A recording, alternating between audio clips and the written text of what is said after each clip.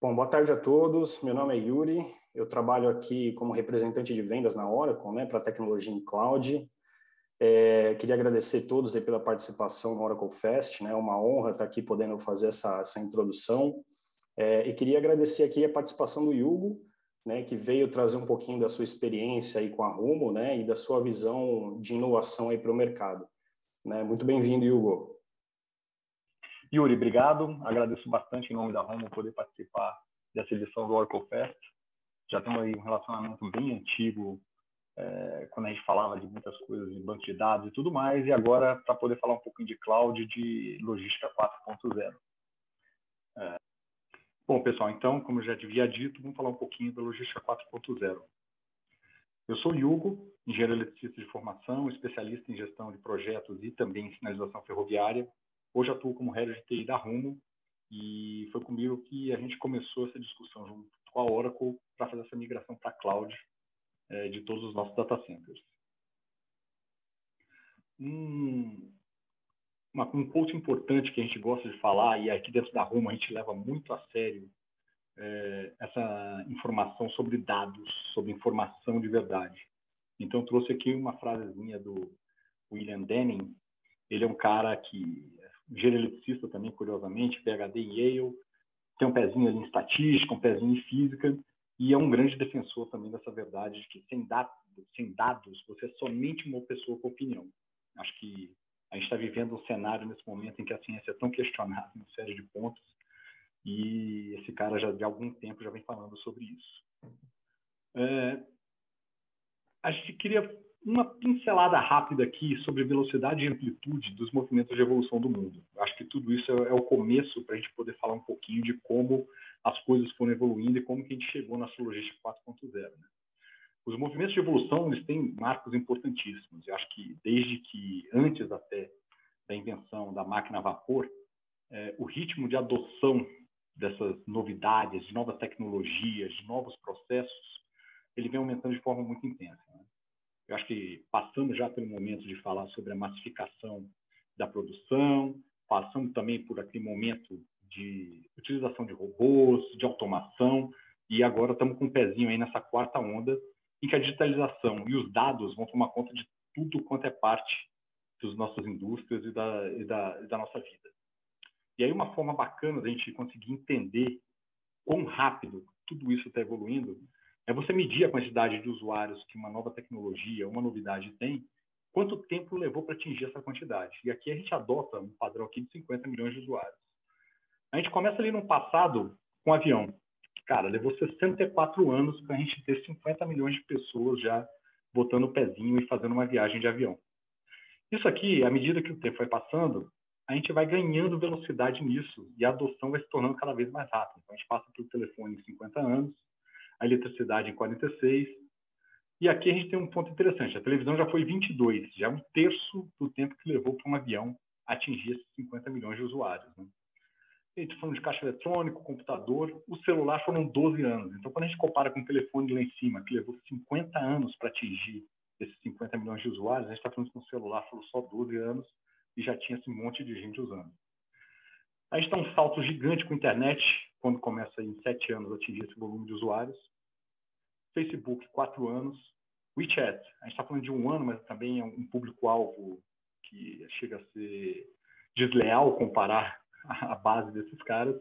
E, por último, Pokémon GO, que em 19 dias conseguiu atingir esses 50 milhões de usuários. Acho que a gente tem uma curva agressivíssima quando você fala de tecnologia e quando você fala de informação, e com bases importantes quando a gente está falando de internet, está falando de celular e está falando de tecnologia. Um outro dado interessante para a gente entender esse caminho da logística 4.0 é a abrangência desse uso de internet.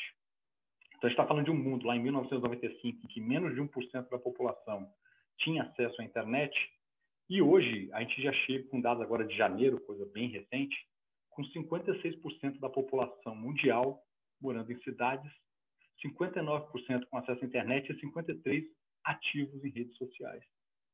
A gente está falando aqui de um cenário Brasil, e hoje apontando aí para 134 milhões de usuários e chegando aí a 74% da população com acesso, desde o mais simples ou o mais limitado, até o acesso que a gente pode dizer que é quase que contínuo,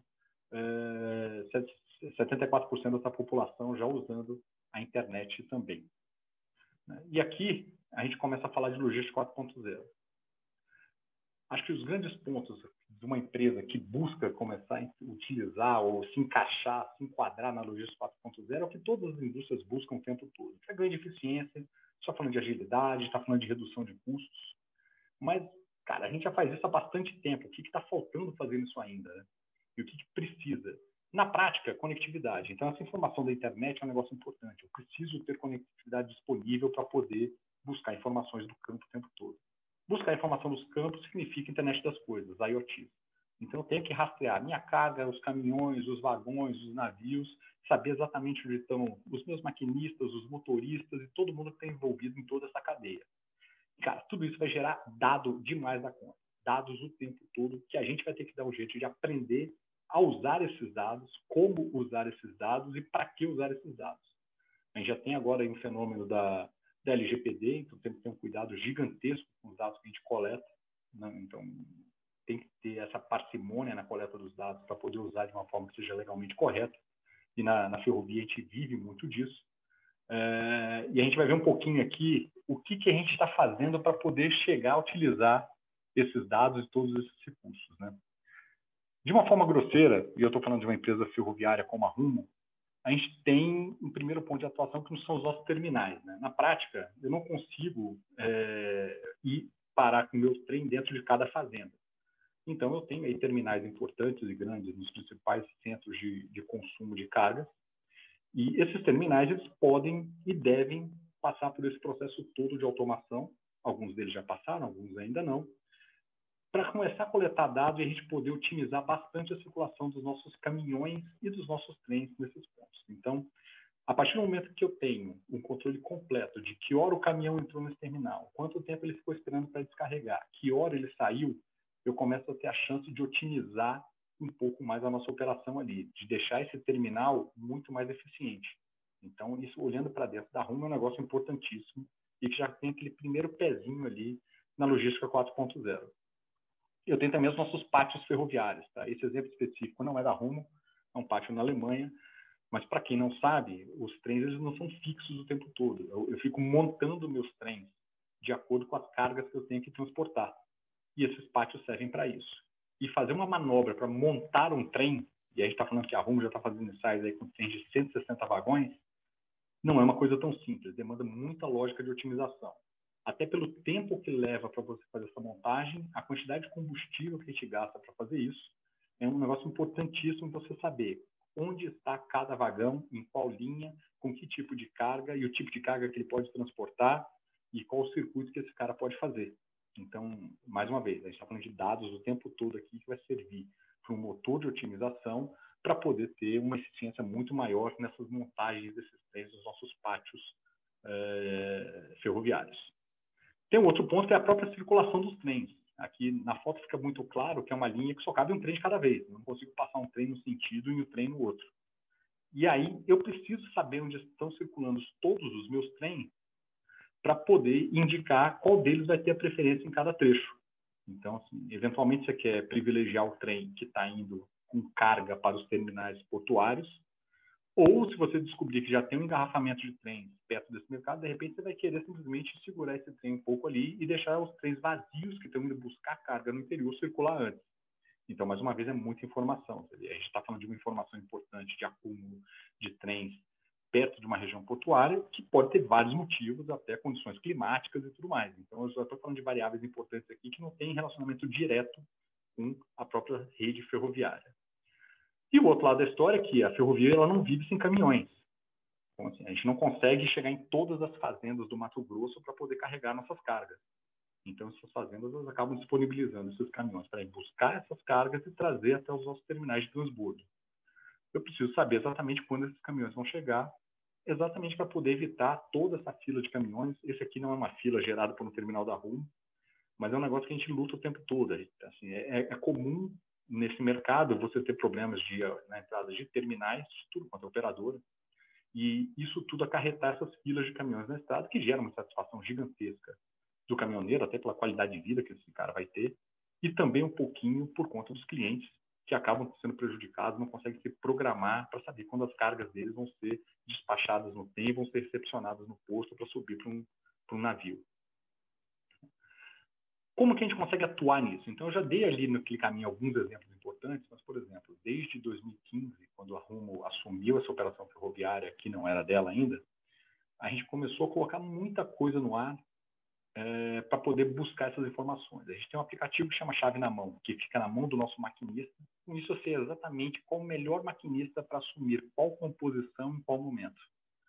Isso aí, mais uma vez, são dados. Eu diminuo o tempo de espera do trem por uma equipe de condução. Eu diminuo o tempo que esse maquinista vai ficar esperando para chegar no trem. Então, eu ganho aí um pouco de vida para esse cara. Assim, a qualidade de vida do cara aumenta consideravelmente, ele não ficar de braço cruzado. Ele sabe exatamente onde ele vai deixar o trem. Então, sabe se ele vai conseguir dormir em casa, ou se vai ter que dormir no pernoite nosso e tudo mais. Então, essa previsibilidade toda é um pezinho ali também dentro desse desenho de logística 4.0, né? A gente está falando de equipamento que a gente desenvolveu dentro da Rumo. Existem equipamentos de mercado para poder fazer essa identificação desses trilhos quebrados, mas para a realidade brasileira, a gente simplesmente não consegue pagar esse tipo de equipamento. Então, a gente acabou desenvolvendo um equipamento similar aqui dentro da Rumo, que ele consegue detectar isso. Então, um exemplo muito clássico, a gente tem o trecho mais denso da nossa operação, que vai de Rondonópolis até Santos. Eu estou falando de 1.600 quilômetros. Nesses 1.600 quilômetros, eu tenho quase 300 equipamentos desses para poder monitorar a saúde desse trilho. Então, mais uma vez, a gente está falando de dados aí sendo coletados o tempo todo para poder identificar esse tipo de incidente, né? E foi com um equipamento desse que a gente saiu de uma situação de ter praticamente um acidente de trilho quebrado por dia para 0 acidentes no ano que a gente terminou a instalação desses equipamentos ali na via férrea. A gente está falando aqui de antifraudes, isso aí é um negócio muito mais conhecido já da própria indústria bancária, do comércio e tudo. Você cruzar informações as mais diversas possíveis para tentar identificar aqui dentro de casa quais são os riscos que a gente está sofrendo com a nossa operação. Então, estou falando, cara, toda vez que eu tenho algum problema de roubo de carga, é sempre no mesmo lugar, é sempre no mesmo dia da semana, é sempre o mesmo maquinista, é sempre o mesmo controlador. Então, com isso, a gente consegue já mapear e indicar qual é o risco da gente ter uma fraude naquele cenário. E aí a gente consegue deixar a nossa operação toda mais atenta ali também. Falando de otimizadores, eu conversei um pouquinho ali no começo, quando falei dos pátios de manobra, e falei também um pouco dessa parte do cruzamento dos trens, né? Então, tem aí muita informação que a gente precisa coletar o tempo todo para poder tomar essa decisão da forma mais correta e otimizada. Estou falando de obstrução na via, mais um equipamento de segurança que a gente fica coletando informações geológicas da via o tempo todo para poder identificar se tem algum problema pela frente. Ou uma pedra que rolou e caiu em cima do trilho, ou uma árvore, alguma coisa do tipo que possa causar um acidente na passagem do trem ali. Como curiosidade, se a gente pega nosso trem, por exemplo, ali no interior do Mato Grosso, que é uma região plana e onde atinge a maior velocidade, esse trem vai precisar de quase 1 quilômetro para conseguir frear. Então, se cai uma pedra tipo a 200 metros na frente do trem, ele não consegue parar de jeito nenhum. Por isso a importância da gente tentar identificar esse tipo de situação muito antes. E aqui também é mais um pedaço. A gente já tinha ali essa coleta de informação que pode gerar alertas de possível acidente ferroviário e a gente tentar fazer a previsão disso tudo. Então, assim, de uma forma muito simples, a gente está falando aqui de muitos exemplos em que a gente começa a encaixar esse desenho da logística 4.0 em situações corriqueiras do nosso dia a dia, em que eu coleto muita informação, gero alertas, melhoro a disponibilidade da nossa via permanente, das nossas locomotivas, dos nossos maquinistas, para poder, de forma mais otimizada possível, chegar até o porto com a nossa carga no momento que a gente imagina. Não é o mais rápido nem mais devagar, é na hora que a gente precisa que ela chegue por lá. Então, assim, de uma forma muito simples, a gente está falando de conectividade, disponibilidade, poder de processamento, flexibilidade, que é um negócio que, quando a gente tinha o nosso data center físico aqui, era muito mais complicado. Então, acho que esses foram os quesitos importantes que a gente levou em consideração quando a gente tomou a decisão de migrar toda essa nossa infraestrutura de tecnologia para a cloud. Eu acho que a conectividade e disponibilidade são pontos inquestionáveis. A facilidade da gente agregar poder de processamento foi muito grande, isso acaba caindo na flexibilidade, né? Então, vai chegar um momento do mês que eu vou precisar aumentar meu poder de processamento para poder tratar um volume maior de dados, eu consigo fazer de forma muito rápida, sem muita burocracia, quando eu estou operando em cloud. E acho que essa flexibilidade é uma coisa muito importante, né? E como um exemplo clássico que a gente fez no ano passado foi entre setembro e dezembro, foi um projeto de 3 meses. a gente migrou a estrutura de 2 data centers que a gente tinha, um que a gente mesmo rumo operava, outro que era uma outra empresa do grupo Cosan que operava para a gente. Levamos 400 servidores desses 2 data centers para a cloud, 150 teras de dados aproximadamente, e aí a gente virou essa primeira ferrovia da América Latina a operar 100% em cloud. Então, de uma forma muito simples, para poder resumir um pouco esse papo, a gente tem que acompanhar a velocidade de evolução de todas essas revoluções que vem acompanhando. A logística 4.0 desse momento. Se a gente não conseguir se adequar agora, a gente não consegue dar o próximo passo, e o próximo passo, e o próximo passo. Então, tem alguns exemplos importantes que a gente já tem dentro de casa, em que você consegue até utilizar o seu bom senso, utilizar seu feeling, e obviamente, a gente não pode nunca negar a experiência que as pessoas de logística têm, para poder executar de melhor maneira possível a operação ferroviária, a operação multimodal. Mas a gente também não pode esquecer que os dados contam muitas verdades. E a gente teve alguns exemplos aqui dentro de casa que aquela atividade que sempre foi feita de um jeito, a decisão sempre tomada daquele jeito, a gente conseguiu provar. Depois que a gente conseguiu coletar vários volumes diferentes de dados aqui da nossa operação, que tem um jeito melhor de fazer que não é só baseado na experiência. Então, os dados contam muita verdade, a logística 4.0 depende muito disso, e essa flexibilidade que a gente está falando aqui, essa disponibilidade, conectividade com essas soluções que a Oracle trouxe para a gente, estão permitindo que a gente consiga dar esse próximo passo dentro desse mundo de logística. É isso, minha gente. Muito obrigado. Devolvo a bola para o Yuri agora aí. Muito bacana aí a apresentação, né? A gente vê como a tecnologia é importante, né? Principalmente nesse momento. Então, a Oracle ser parceira de vocês nesse momento é importante de evolução, né? E a gente entender que a evolução ela precisa ser feita para que você consiga, dentro do seu tempo, né, tomar as decisões e fazer com que o negócio evolua, é sensacional. Bom, muito obrigado mesmo, viu, Hugo?